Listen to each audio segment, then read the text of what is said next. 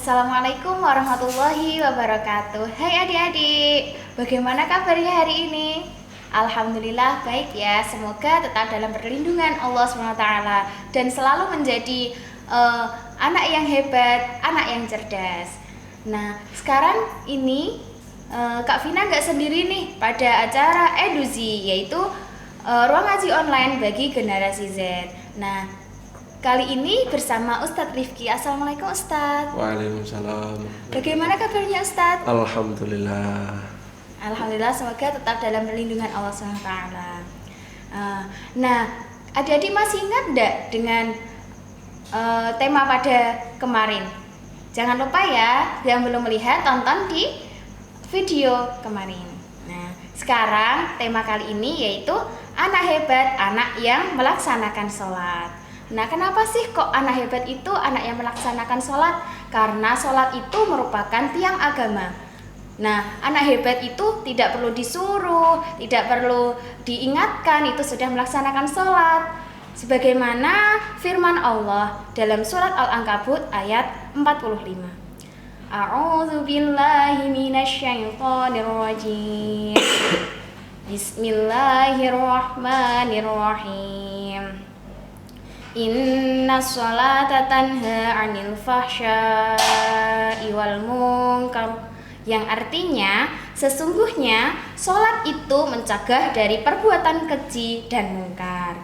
Nah, dengan kita melaksanakan sholat, pastilah kita akan dijaga oleh Allah dari perbuatan keji dan mungkar tersebut. Nah, Ustadz, sekarang anak hebat itu anak yang melaksanakan sholat. Menurut Ustadz itu bagaimana nih? Monggo Ustadz. Iya. Jadi pada zaman dahulu, ketika Rasulullah Muhammad Sallallahu Alaihi Wasallam Allahumma sholli alaihi, berkumpul bersama para sahabatnya, pada saat itu Rasulullah bertanya, wahai para sahabatku, seandainya di depan rumah salah seorang dari kalian itu ada sebuah sungai dan kalian mandi di sungai itu 1 hari 5 kali. Pertanyaan dari Rasulullah, apakah ada kotoran yang masih menempel di tubuhmu?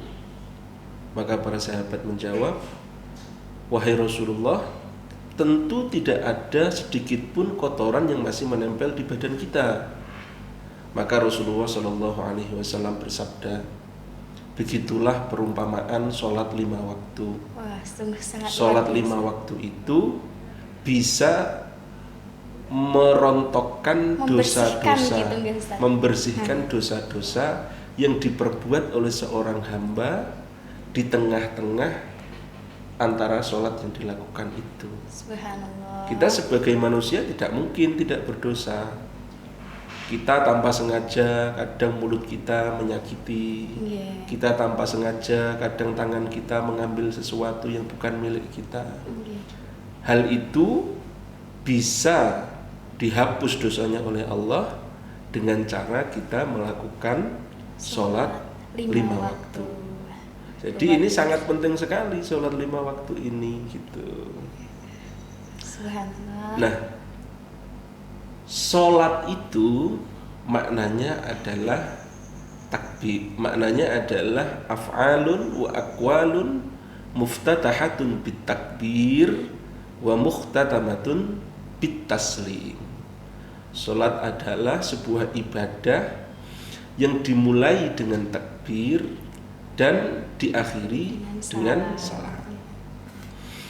Takbir itu apa? Takbir itu maknanya mengagungkan Allah. Diharap orang ketika lisannya membaca takbir, diharapkan hatinya menyadari kebesaran Allah. Ketika orang itu menyadari kebesaran Allah, maka dia akan menganggap kecil betapapun besar musibah yang dia terima, betapapun tinggi dan sulit rintangan yang dia lalui, akan terasa kecil semua. Dalam sebuah hadis diceritakan pada zaman dahulu para sahabat radhiyallahu taala anhum ketika mereka melewati jalan yang terjal, mereka itu membaca takbir. Allahu Akbar, Allahu Akbar, Allahu Akbar. Kenapa mereka membaca takbir? Karena ketika mereka membaca takbir, mereka merasakan kebesaran Allah. Subhanallah. Ketika mereka merasakan kebesaran Allah, mereka akan menganggap enteng rintangan yang ada di depan mereka. Jalan yang menanjak ini tidak ada apa-apanya dibanding kebesaran Allah. Karena dengan yakinnya hati dia, Iya, dia karena merasakan agungnya kebesaran Allah tadi. Makanya ada sebuah hadis lagi, putri Rasulullah yang bernama Sayyidah Fatimah Zahra. Suatu ketika putrinya Rasulullah ini merasakan beban rumah tangga yang begitu berat dipikulnya. Beliau harus memasak, mencuci, mendidik anak-anaknya, membuat gandum, membuat roti. Maka Sayyidah Fatimah ini lapor kepada Rasulullah, ayahnya sendiri. Wahai ayahku, wahai Rasulullah, saya merasakan beban rumah tangga yang sangat berat, saya pikul. Lalu apa solusi dari Rasulullah? Solusinya adalah salah satunya sebelum tidur dia disuruh membaca takbir. Karena apa? Ketika dia membaca takbir, dia akan merasakan kebesaran Allah. Ketika dia merasakan kebesaran Allah, dia akan menganggap ringan seluruh beban yang berada yang dipikulnya, seluruh rintangan yang dia hadapi, seluruh musibah yang sedang menimpanya. Rasanya kecil semua. Nah, ketika kita sholat, kita mengulang-ulang takbir itu.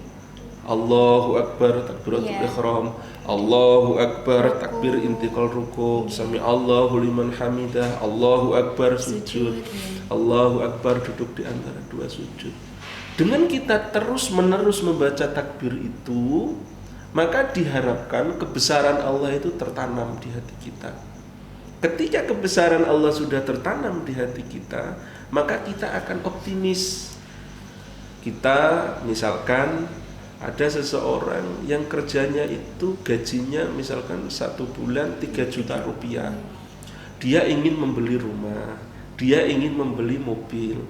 Kalau dia lihat gajinya, dia tidak akan mungkin. Tapi kalau dia selalu membaca takbir, Allahu Akbar, membeli mobil itu kecil dibanding kekuasaan Allah. Membeli mobil itu sangat ringan, hal yang sangat gampang sekali. Jadi sholat itu mengajarkan kita optimis. Selalu mengingat Allah. Selalu mengingat Allah, optimis. Yang kedua, sholat itu juga mengajarkan kita untuk tidak berputus asa terhadap rahmat Allah Subhanahu wa Ta'ala. Mengapa? Karena di dalam sholat itu kita senantiasa membaca suratul Fatihah. Bismillahirrahmanirrahim. Alhamdulillahi rabbil alamin. Ar-Rahmanir-Rahim. Maliki yaumiddin. Ar-Rahmanir-Rahim. Dialah Allah, Zat yang Maha Pengasih lagi Maha Penyayang. Sebesar apapun dosa yang telah kita lakukan, sebesar apapun kesalahan yang kita perbuat, ketika kita mengingat sifat belas kasihnya Allah, yang mana sifat belas kasihnya Allah itu lebih besar daripada dosa-dosa yang kita perbuat, maka hal itu akan menjadikan kita optimis. Oh, tobat saya masih diterima oleh Allah. Oh, sak besar-besarnya dosa saya masih besar rahmatnya Allah. Jadi di dalam sholat mengajarkan kita untuk tidak berputus asa terhadap rahmatnya Allah Subhanahu wa Ta'ala. Subhanallah, sangat besar sekali ya Ustaz. Karena apa? Orang kalau sudah putus asa terhadap rahmat Allah, itu sangat berbahaya. Ada seorang pencuri, misalkan dia putus asa dari rahmatnya Allah, tobat saya tidak mungkin diterima oleh Allah. Akhirnya karena dia sudah putus asa dari rahmat Allah, dia mencuri terus, melakukannya terus menerus. Karena apa? Dia sudah putus asa. Ada seorang yang peminum minuman keras, ada seorang pembunuh. Allah, tobatku nggak akan diterima oleh Allah. Aku tak membunuh lagi, aku tak minum minuman keras lagi. Itu kan hal yang salah ya Ustaz. Itu hal yang salah. Nah, bagaimana caranya itu agar dengan sholat optimis? ini kita menjadi optimis karena kita tahu bahwa sebesar apapun dosa yang kita perbuat masih lebih besar rahmatnya Allah Subhanahu wa Ta'ala. Dan di dalam sholat juga mengajarkan kita untuk tidak sombong, tidak mengandalkan amal kita. Karena apa? Ar-Rahmanir Rahimi Maliki Yaumiddin. Bahwa Allah itu adalah penguasa di hari pembalasan, besok di hari kiamat. Terserah Allah. Ketika ada seorang mukmin yang setiap hari bersujud dimasukkan oleh Allah ke dalam neraka, itu hak prerogatif Allah. Jadi kita nggak boleh jumawa. Oh saya sudah sholat, oh saya sudah zakat, oh saya sudah membantu orang tua. Kalau kita ingat Malik Yaumiddin, maka kita tidak bisa mengandalkan itu semua. Yang kita andalkan semata-mata adalah Allah Subhanahu wa Ta'ala. Jadi kita tidak sombong, tidak meremehkan orang lain. Saya sudah sholat, teman saya belum sholat. Kalau kita ingat Malik Yaumiddin, keputusan mutlak di tangan Allah Subhanahu wa Ta'ala. Jadi di dalam sholat luar biasa sekali mengajarkan kita tadi optimisme, kemudian tidak putus sombong, asa, tidak mengajarkan kita untuk tidak sombong. Sholat itu, ini menarik, di dalam Al-Quran itu kata as-sholah itu terulang 67 kali. Wah, subhanallah, banyak sekali. Kata sholah itu terulang 67 kali.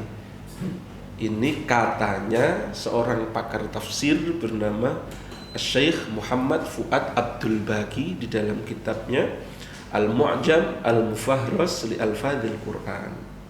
67 kali. Di antara lafadz as-sholah adalah di dalam suratul Baqarah yang berbunyi A'udzubillahi minasyaitonir rajim. Bismillahirrahmanirrahim. Hafizu 'alas sholawati was sholatil wusta. Hai orang yang beriman, peliharalah sholat, lakukan sholat. Was sholatil wusta. Begitu juga terlebih-lebih sholat asar. Kata para mufassir yang dimaksud sholat wusta adalah sholat apa? Sholat asar. Sholat asar. Secara penempatan ayat tartib mushafi namanya di dalam ini kan ayatnya kan, jadi ayat Al-Quran itu kadang yang turun di awal ditaruh di belakang. Kadang yang belakang ditaruh di tengah atau di awal. Itu kan aneh kan ya? Tahu sebabnya enggak? Nah itu Ustadz, saya juga kurang tahu itu. Bagaimana sih sebabnya kok seperti itu? Jadi gini, penempatan awal, datang awal itu tidak harus ditempatkan di depan. Saya tadi sama panjenengan datangnya awal mana? Sama yang penyuting ini datangnya awal mana? Awal kakak-kakak penyuting. Tapi yang duduk di depan siapa? Jenengan. Kayak gitu. Tentu ada hikmah tersendiri. Ini juga menimbulkan pertanyaan, kenapa kok ayat yang menerangkan tentang sholat, hafizu 'alas sholawati was sholatil wusta, ditaruh di tengah-tengah pembahasan tentang permasalahan rumah tangga. Ini aneh sekali. Ketika Allah berbicara tentang tolak, ketika Allah berbicara tentang iddah, ketika Allah berbicara tentang khulu, tentang macam-macam permasalahan rumah tangga, perceraian, itu di tengah-tengah itu Allah menempatkan ayat tentang sholat. Kira-kira tahu nggak hikmahnya apa? Nah, apa sih Ustadz? Saya juga kepo nih. Nah, biasanya orang itu kalau tersandung urusan-urusan rumah tangga, dia itu pikirannya bagaimana kira-kira? Ya mesti ya ya pusing, mesti ya memikirkan hal seperti itu, akhirnya lupa dengan kewajibannya. Kira-kira orang yang pikirannya semrawut itu bisa mengambil keputusan dengan tepat atau tidak? Ya mestinya tidak, Ustadz. Tidak ya? Nah, begitu juga hal ini. Wahai para manusia yang tersandung urusan rumah tangga. Kamu kalau tersandung urusan rumah tangga itu pasti pikiranmu kalut. Kalau kamu pikiranmu kalut, kamu tidak bisa mengambil keputusan dengan tepat. Caranya bagaimana kamu mengambil keputusan dengan tepat? Jangan lupa kamu laksanakan sholat. Ketika kamu sholat, hatimu akan tenang, pikiranmu jernih. Ketika hatimu tenang, pikiranmu jernih, kamu bisa memutuskan masalah dengan tepat. Begitu juga, bukan hanya permasalahan rumah tangga. Adik-adik sedang terkena masalah apa? Biasanya permasalahan teman nih Ustaz. Permasalahan teman. Buat sholat. Ketika sholat, ala bidzikrillahi tatmainnul qulub. Dengan berzikir kepada Allah, hati tenang. Hati tenang, pikiran jernih. Pikiran jernih otomatis akan membuahkan keputusan yang tepat. Jadi luar biasa sholat ini ketika kita gali hikmah-hikmahnya di dalam sholat ini.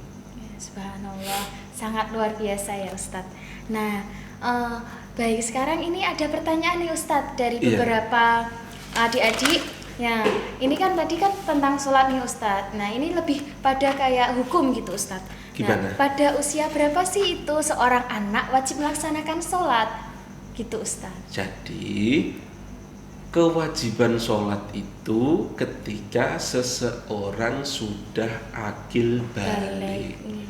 Akil balik itu usia berapa? Usia 15 tahun, laki-laki atau perempuan. Atau belum sampai usia 15 tahun, akan tetapi dia kalau laki-laki sudah pernah mimpi basah. Kalau perempuan dia sudah pernah mengalami menstruasi, yaitu pada usia 9 tahun.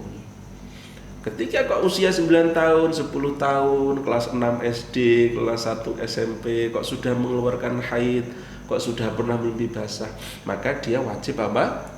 Sholat. Lah kalau belum balik bagaimana Ustadz? Apakah saya wajib sholat? Belum. Akan tetapi jika adik-adik mau sholat, maka adik-adik mendapatkan pahala sholat. Yang kedua, ketika adik-adik terbiasa sholat mulai kecil, maka ketika adik-adik sudah dewasa, adik-adik akan ringan melaksanakan sholat karena sudah menjadi rutinannya sejak ringan. Yang ketiga, kalau orang kok khusyuk mulai sejak kecil, maka akan mendapatkan sebagaimana sabda Rasulullah, termasuk 7 orang yang mendapatkan payung besok di hari kiamat itu, yaitu seseorang yang nasya'a fi ibadatillah. Seseorang yang mulai dari kecil itu dia sudah melaksanakan ibadah kepada Allah. Itu besok kalau adik-adik mulai kecil kok sudah sholat, itu besok di akhirat akan mendapatkan payung dari Allah. Kadang orang itu pola berpikirnya gini, aku nggak mau sholat dulu, besok nunggu saya masa tua, baru tobat saya mau senang-senang dulu. Boleh enggak? Ya boleh, terserah, itu haknya yang berkata. Akan tetapi dia tidak mendapatkan apa yang disabdakan Nabi, 7 golongan yang mendapatkan payung dari Allah besok di hari kiamat. Salah satunya siapa? Salah satunya tadi yaitu orang yang mulai dari kecil dia tumbuh dengan beribadah kepada Allah. Kira-kira mau enggak kalau diberi payung besok di akhirat? Panas di akhirat ya, itu. Mau dong Ustaz. Nah, saya juga mau dong. Mulai kecil harus dilatih untuk melaksanakan sholat. Enggak usah nunggu balik. Mulai adik-adik bisa sholat, mulai paham sholat. Usia 7 tahun sholat gitu. Nah, sekarang ini pertanyaan dari saya sendiri nih Ustaz. Nah, kadang kan anak kecil itu kan susah. Maksudnya kayak biasanya menginjak usia 4 atau sampai 5 tahun itu kan mesti keinginannya kan ingin bermain dan bermain. Nah, dari orang tua sendiri mesti kan inginlah anaknya untuk belajar sholat dari sejak dini. Nah, itu bagaimana sih Ustadz untuk menanamkan sholat itu dari usia-usia permainan seorang anak itu? Ya, jadi caranya bisa saja dengan mengiming-imingi anaknya, ayo dek, buat sholat itu sesuatu hal yang menyenangkan sekali. Beritahu anak kita, besok kalau sholat itu pahalanya seperti ini dan seperti ini. Besok kalau kamu sholat masa tuamu seperti ini. Besok anggota yang selalu dibuat untuk sujud itu tidak disiksa di neraka. Besok kalau orang itu senantiasa sholat maka dia akan mendapatkan seperti ini gitu. Jadi seluruh amal itu tergantung sholatnya. Seluruh amal besok itu tergantung apa? Tergantung sholatnya. Maksudnya apa? Jadi Rasulullah itu pernah bersabda, awwalu ma yuhasabu bihi al-'abdu as-shalah. Pertama kali yang dihisab oleh Allah besok di hari kiamat itu apa? Sholat. Ketika sholatnya bagus, yang lainnya juga ikut bagus. Maknanya apa? Maknanya misal di dalam surat Al-Baqarah ada firman Allah wasta'inu bis-sabri was-shalah. Ayat ini kalau kita tinjau dari ilmu munasabah itu kenapa kok ditempatkan di sini kok nggak di situ? Itu namanya ilmu apa? Munasabah. Allah itu berfirman seperti itu ditempatkan di dalam Al-Quran setelah pembahasan tentang perintah dan larangan. Ya bani Israil dzkuru ni'mati allati an'amtu 'alaikum wa aufu bi ahdi ufi bi ahdikum wa iyaya farhabun wa la talbisul haqqo bil batili wa taktumul haqqo wa antum ta'lamun. Kemudian setelah ada perintah banyak, setelah ada larangan banyak, Allah memungkasinya dengan sholat. Berada di tengah-tengah antara itu. Wasta'inu bis-sabri was-shalah.